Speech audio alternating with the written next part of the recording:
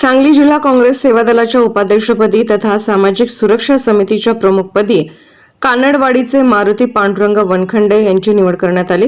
सदरची निवड सेवा दलाचे जिल्हाध्यक्ष अजित ढोले यांनी केली। त्यांना नियुक्तीचे पत्र सांगली जिल्हा मध्यवर्ती बँकेच्या उपाध्यक्ष श्रीमती जयश्रीताई मदनभाऊ पाटील यांच्या हस्ते सत्कार देऊन करण्यात आले। यावेळी मार्केट कमिटीचे माजी सभापती व जिल्हा काँग्रेसचे सरचिटणीस सुभाष तात्या खोत, सेवा दलाचे जिल्हाध्यक्ष अजित ढोले, सेवादल महिला सौ प्रतीक्षा काळे, मौलाली वंटमोरे, पैगंबर शेख, नंदकुमार बेले इत्यादी मान्यवर उपस्थित होते।